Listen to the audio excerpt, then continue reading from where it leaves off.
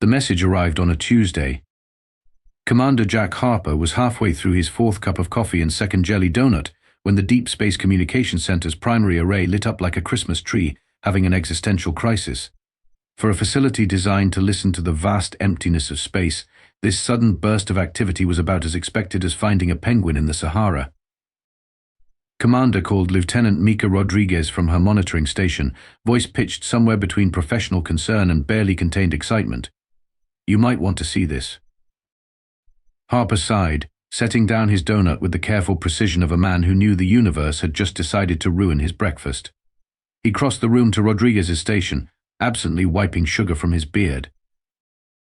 "Please tell me it's not the Russians testing new satellite tech again," he muttered. "The paperwork from last time." "It's not from Earth," Rodriguez interrupted, eyes wide behind her thick-rimmed glasses. "Sir, this signal is coming from approximately 47 light-years away. And it's structured, mathematically perfect." Harper blinked. "You're telling me?" "We've got aliens on line 1," finished Dr. Marcus Y., the center's lead xenolinguist, who had materialized beside them with the sudden appearance of a cat who'd heard a can opener. "And they're chatty." Within hours, the DSCC war room was filled to capacity. Harper sat at the head of the conference table, surrounded by the most brilliant minds Earth had to offer, or at least, the most brilliant minds with high enough security clearance and low enough social skills to be working at a remote listening post in Nevada. Translations coming through, announced Dr. Y., fingers dancing across his tablet. The mathematical primer they sent was elegant. "Honestly, puts our attempts at communication to shame." "Less admiration, more translation," Harper prompted. Right Way nodded. "Here goes attention, primitive planetary system. You are now receiving the honor of communication from the glorious Vexarian Empire, sovereign rulers of 317 star systems and unopposed military force across 9 galactic sectors. Your solar system has been noted in our expansion registry. Formal annexation will commence within 1 planetary rotation cycle. Resistance, while adorable, is unnecessary. The magnificence of Vexarian rule is universally acknowledged. Prepare appropriate tributes and submission protocols."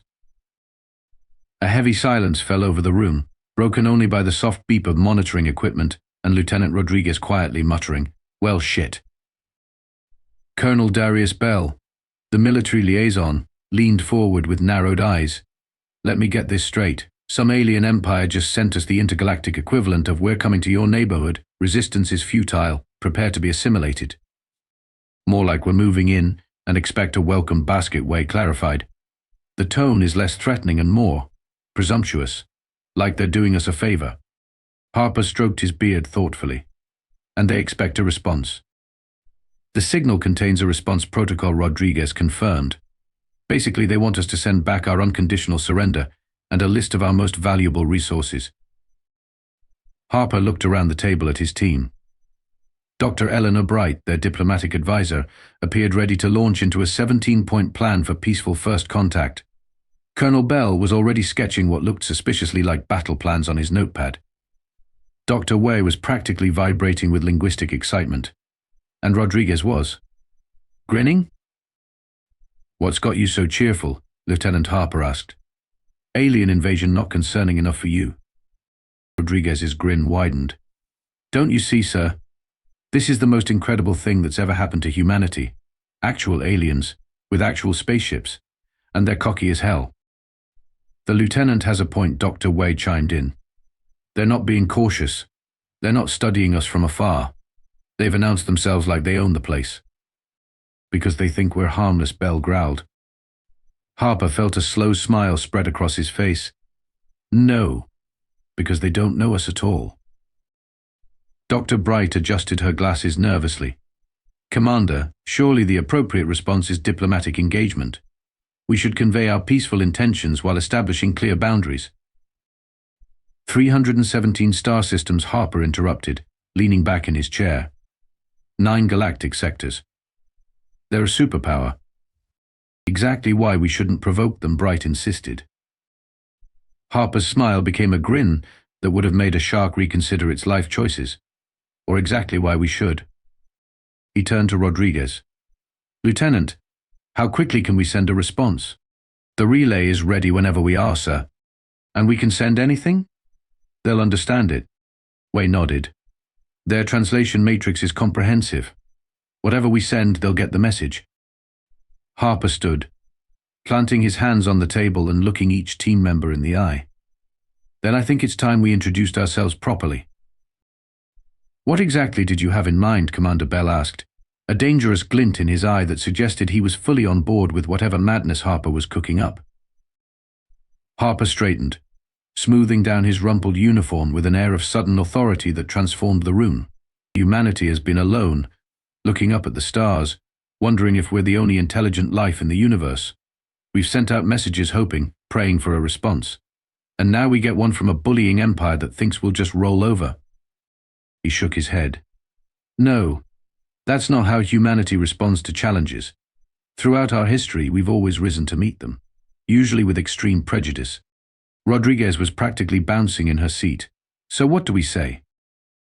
Harper's expression shifted to something ancient and primal, the look of a species that had clawed its way to the top of a food chain through sheer bloody-minded determination. We send them 5 words finally. A worthy target, nothing else. Dr. Bright's jaw dropped. Commander, you can't be serious. That's practically a declaration of war. That's practically an invitation to annihilation, Bell corrected, before breaking into a slow applause. I love it. We're bluffing with a pair of 2s against a royal flush, Bright protested. Harper's eyes glinted. Ah, but they don't know what cards we're holding, do they? They see a species they know nothing about, responding not with fear, not with submission, but with what sounds like anticipation. Wei started laughing. Oh my God, we're going to confuse the hell out of them. Precisely, Harper nodded. Let's send humanity's first official message to an alien civilization. Make it snappy, confident, and just cryptic enough to keep them up at night. Rodriguez's fingers flew over her keyboard. Message configured, Commander. Ready to transmit on your order. The room held its collective breath as Harper gave a single, decisive nod. Send it. With a soft electronic chirp, humanity's response to its first alien contact launched into the depths of space 5 simple words that would change the course of galactic history. Finally, a worthy target. In the silence that followed, Dr. Bright put her head in her hands. We're all going to die. Harper just smiled and reached for his unfinished donut. Maybe, but we'll definitely get their attention first. You did what? The President of the United States stared at the video conference screen, her coffee mug frozen halfway to her lips. She wasn't alone on the split-screen display. The expressions of world leaders ranged from slack-jawed horror to barely suppressed amusement. We responded to the alien empire, Madam President Harper explained calmly, with a message that would make an impression. Finally, a worthy target, the Russian president quoted, his thick accent doing nothing to diminish the incredulity in his voice. You told a vastly superior alien civilization that we consider them a target. A worthy target, Colonel Bell corrected helpfully. The distinction is important. Dr. Bright looked like she was trying to melt into her chair. I want the record to show that I advised against this approach. Noted the U.S. President sighed, setting down her mug. And what exactly was the reasoning behind this? Unconventional diplomatic strategy. Harper straightened. Simply put, Madam President, we're dealing with a classic bully. They expected fear or submission. By responding with confidence bordering on eagerness, we've disrupted their script. We've confused them, Dr. Wei added. And confusion leads to caution. The Chinese premier leaned forward. Or it leads to them obliterating our planet as a precaution. If they could do that, they wouldn't have bothered announcing themselves, Bell countered. They'd have just done it. After 4 hours of heated debate, surprisingly, the global consensus emerged maintained the bluff. Earth would present itself not as a frightened primitive world, but as a mysterious power that had been waiting for worthy adversaries to reveal themselves. Meanwhile, 47 light-years away aboard the Vexarian command vessel Indomitable Supremacy, Grand Admiral Zoltak was experiencing something entirely new in his 237-year military career confusion. Read it again, he ordered. All 6 of his eye stalks focused intensely on the communications officer. Finally, a worthy target, the officer repeated nervously. That's the entire message, Admiral. Impossible, Zoltak muttered, his scaled brow furrowing. Run another translation verification. The ship's AI chimed in with synthetic precision. Translation verified with 99.8% accuracy, Admiral. The message from Earth contains no errors. Zoltak paced the bridge, tail swishing agitatedly.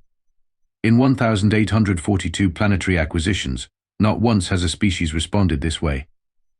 Sub-Commander Krell, his second in command, approached cautiously. Perhaps they misunderstood our message. Or perhaps, Zoltak said slowly, we have misunderstood them. He turned to his strategic officer. What do we know about these humans? Very little, Admiral. Initial scans indicated pre-FTL technology, internal planetary conflicts, but unusual developmental acceleration. We classified them as Standard Acquisition Protocol, Level 2. A primitive species doesn't respond to the Vexarian Empire with anticipation, Zoltak hissed. Upgrade their classification to Cautionary Approach, Level 7. The bridge fell silent. Level 7 was reserved for potentially dangerous species. And send a reconnaissance vessel immediately, Zoltak ordered. I want to know exactly what we're dealing with before we proceed. As the orders went out, the Admiral stared at the simple message displayed on the main screen. 5 words from a supposedly primitive planet had achieved what no military force had managed in centuries. They had made the mighty Vexarian Empire hesitate. The Vexarian reconnaissance vessel's subtle inquiry dropped out of faster-than-light travel at the edge of the Sol system, engaging its advanced cloaking technology. Captain Dres, a veteran of 17 first contact missions, felt an unusual tingle of apprehension as he studied the blue-green planet on the main view screen. Begin passive observation protocols, he ordered. No detectable emissions. I want complete sensor analysis but absolute stealth. Compliance. Captain and his crew responded in unison. For the next 72 hours, the subtle inquiry absorbed everything: television broadcasts, radio signals, internet traffic, military communications. The ship's AI compiled and translated, creating a comprehensive cultural and tactical assessment of humanity. The analysis team stared at their findings in growing disbelief.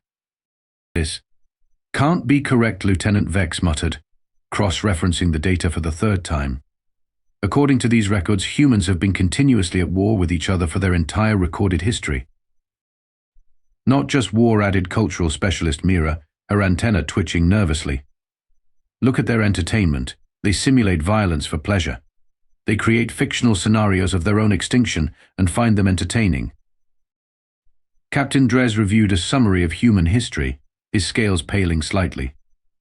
They split the atom and immediately used it as a weapon, before developing reliable spaceflight. Their global information network contains detailed instructions for creating almost every weapon they've ever devised, the security officer noted, freely available to their entire species. And their response behaviors defy standard psychological models, the ship's behavioral analyst added. When threatened, they don't consistently retreat. Sometimes they advance, sometimes they sacrifice themselves. They appear to operate on reaction protocols we cannot predict. The communications officer looked up from her station. Captain, I've been monitoring their response to our initial contact. They're not panicking. Their military forces haven't mobilized. Instead, they're celebrating. Indeed, across Earth, the revelation of alien life had sparked not fear but a strange collective excitement. Hashtags like Bring It On and Worthy Targets trended globally. Military recruitment had spiked 500%. Countries normally at odds were sharing defense technologies. Back on the subtle inquiry, Captain Dres made his decision. Send all findings to the Admiral. Recommend immediate full assessment by Central Command. When Grand Admiral Zoltak received the report, he did something unprecedented in Vexarian military history. He postponed the invasion. These humans, he announced to his war council, represent an anomaly.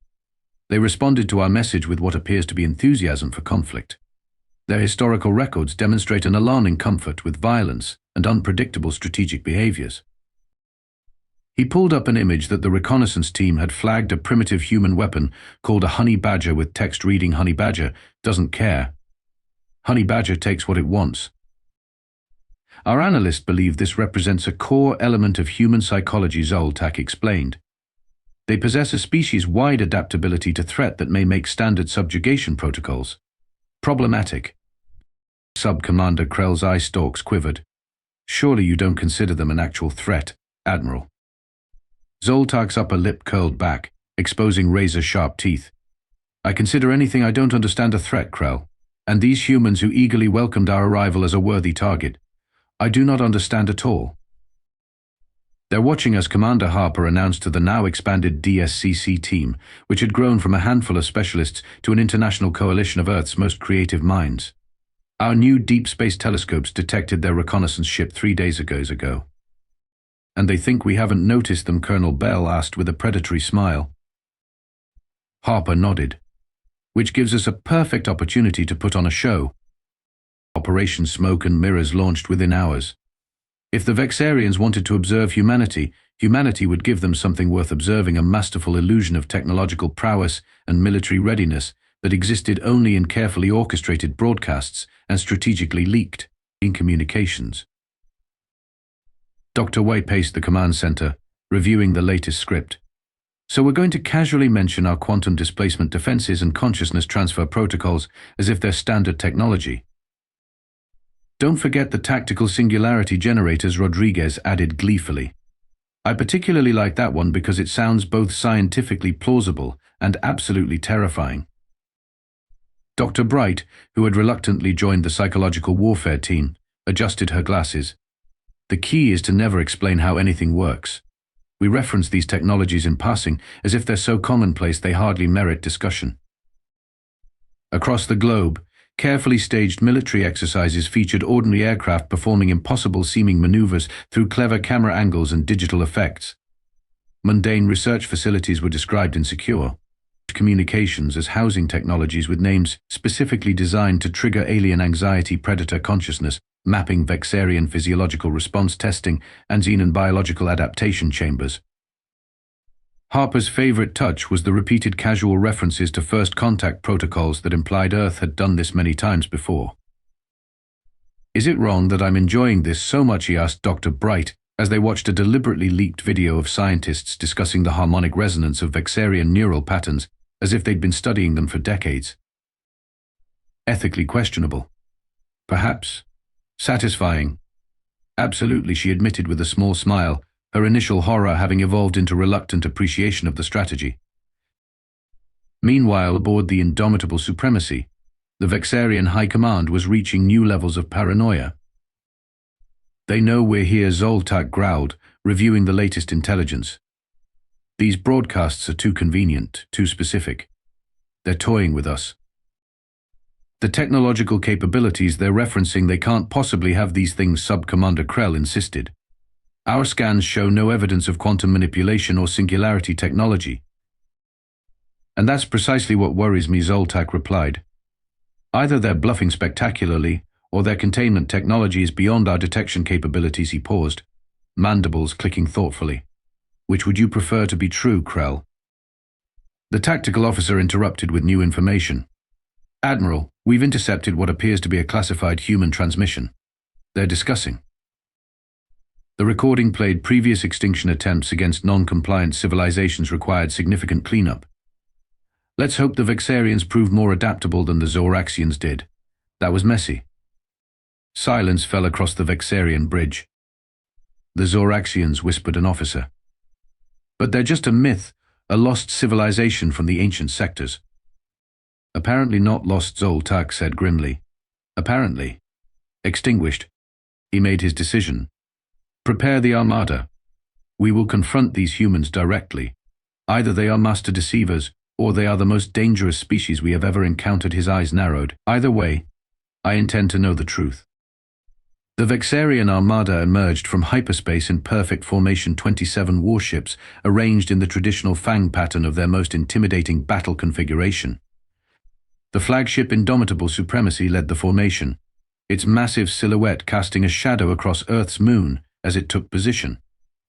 Every defense system on Earth, real and imaginary, went to maximum alert. Military leaders crowded war rooms, while civilians alternated between panic and the peculiar excitement that had characterized humanity's response to first contact. They're broadcasting on all frequencies, Rodriguez announced in the DSCCC command center. And they're requesting a face-to-face meeting. Harper raised an eyebrow. Not the orbital bombardment I was half expecting. Don't rule it out yet, Bell muttered, studying tactical displays showing the overwhelming firepower now pointed at Earth. The terms came through a neutral meeting aboard the International Space Station, with representatives from both sides. The Vexarians would send a diplomatic shuttle with Grand Admiral Zoltak himself. Earth could select 3 representatives. It's a trap, Bell insisted during the frantic selection committee meeting. If they wanted to destroy us, they wouldn't need a pretext, Harper countered. They have enough firepower up there to turn Earth into gravel. After intense debate, the committee made their choice: Commander Harper, Dr. Bright, and surprisingly, Lieutenant Rodriguez. Me, Rodriguez squeaked when informed. Why me? Because you're the one who's been having the most fun with this charade, Harper explained with a wry smile. And we might need some of that enthusiasm where we're going. 24 hours later, the 3 humans waited in the ISS observation module as the Vexarian shuttle docked. Harper straightened his dress uniform and whispered, "Remember, confidence is key. We've come too far to blink now." The airlock cycled open to reveal Grand Admiral Zoltak, 7 feet of scaled, reptilian alien with 6 eye stalks and a posture that radiated both power and wariness. 2 equally imposing officers flanked him. For a long moment, humans and aliens regarded each other in tense silence. Dr. Bright was the first to speak. "Welcome to Earth space, Admiral Zoltak. We've been looking forward to meeting you." "Have you indeed?" Zoltak's voice was surprisingly melodious despite the clicking mandibles. "Looking forward to meeting your worthy target." Harper stepped forward. "We appreciate species who announce themselves properly. It's so much more civilized than simply attacking without introduction." All 6 of Zoltak's eye stalks swiveled to focus entirely on Harper. "You expected us to attack." "We prepare for all possibilities," Harper replied smoothly. "It served our species well." "Yes," Zoltak hissed. "Your species. Your fascinating, puzzling, terrifying species." He moved closer, towering over the humans. "For weeks we have observed you. And do you know what my analysts have concluded, Commander Harper?" Harper maintained eye contact with the massive alien. "I'm eager to hear." "That you are either the most dangerous civilization we have ever encountered." Zoltak paused dramatically, "or the most audacious bluffers in the galaxy." Rodriguez couldn't help herself. She snorted with laughter. The sound seemed to startle the Vexarians. Sub-Commander Krell's hand moved toward his weapon, but Zoltak gestured for restraint. "I would know which it is," the Admiral demanded. "Now." Harper looked at Dr. Bright, who gave an almost imperceptible nod. Then he looked at Rodriguez, who was barely containing a grin. Finally, he turned back to Zoltak and did something no species had ever done to the Vexarian Empire's Grand Admiral. He smiled and said, "Would you believe? A bit of both. An unexpected alliance." For 3 heartbeats, absolute silence filled the observation module. Then, to everyone's astonishment, Grand Admiral Zoltak began to laugh, a strange, hissing sound punctuated by clicks that gradually grew in volume until it filled the space. The other Vexarians looked as shocked as the humans felt. Sub-Commander Krell whispered something that the translation matrix rendered as, "In 237 years, I have never seen the Admiral laugh." When Zoltak finally composed himself, his eye stalks had relaxed to a more casual position.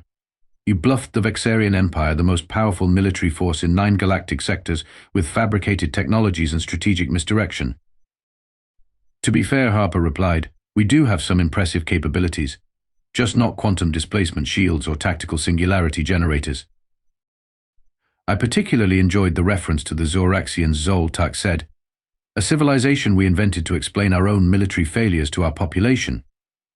Rodriguez's eyes widened. "Wait, you made them up too? That's hilarious." Dr. Bright stepped forward. "Admiral, I feel we should be transparent now. Earth has no interest in conflict with the Vexarian Empire. Our response was purely defensive, an attempt to discourage invasion by a vastly superior force." "By presenting yourselves as an even more vastly superior force," Zoltak noted. "Audacious doesn't begin to describe it. It's what we do, Harper shrugged. Humanity has a long history of punching above our weight class. The Admiral's posture shifted subtly. Do you know why the Vexarian Empire has conquered 317 star systems, Commander? Superior firepower. Organizational efficiency. Really good dental plan, Harper suggested. Because it is boring to be unchallenged, Zoltak said simply. Century after century of species that either fight and lose or surrender immediately. No innovation. No surprise his mandibles formed what might have been a smile. And then we find Earth, whose response to our standard intimidation broadcast is finally a worthy target. He turned to the observation window, gazing out at Earth hanging in the blackness. A species without faster-than-light travel, who nonetheless managed to make the Vexarian Empire hesitate through sheer psychological warfare. Impressive. Harper exchanged glances with his colleagues. So, you're not going to annex our solar system? On the contrary, Zoltak replied. I am proposing an alliance. Now it was the humans' turn to be shocked. The Vexarian Empire needs what you possess: creativity, unpredictability, and the audacity to bluff when holding a weak hand, the Admiral's eye stalks focused on each human in turn. And you need what we possess: protection from actual threats in this galaxy that would not be as appreciative of your methods as I am. 1 month later, Earth celebrated the signing of the Terran-Vexarian Treaty with fireworks and global parties. The Vexarian Embassy in Geneva became the most popular tourist destination on the planet. Applications for the new Human Diplomatic Corps, Psychological Warfare Division, reached record numbers. In the DSCC breakroom, now expanded and renovated with Vexarian technology, Harper found Rodriguez teaching a group of Vexarian officers to play poker. The Admiral wants to speak with you, he told her with a grin. Apparently someone taught him about practical jokes, and now he wants to prank call the Galactic Council during their next session. Dr. Bright, passing by with a cup of alien tea, shook her head. We've created monsters. No, Harper corrected, watching the aliens and humans laughing together. We found friends who appreciate our particular brand of insanity. Across the galaxy, other civilizations received an updated broadcast attention, all systems. The glorious Vexarian Empire, in partnership with the Terran Alliance, sovereign rulers of 318 star systems. The broadcast ended with a new addition that made Grand Admiral Zoltak chuckle every time he heard it: resistance is still unnecessary. But we'd be disappointed if you didn't try.